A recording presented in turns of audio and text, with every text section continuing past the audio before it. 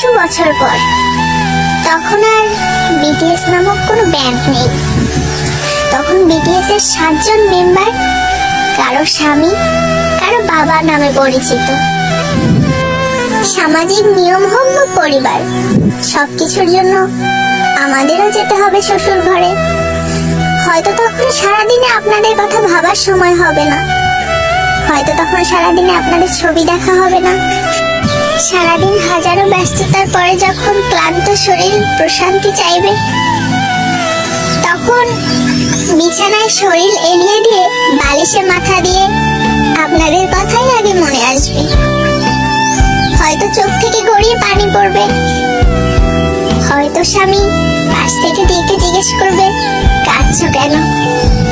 বুকে পাথর রেখে আর মুখে সত্য লুকিয়ে বলতে হবে হয়তো, বাবা মায়ের জন্য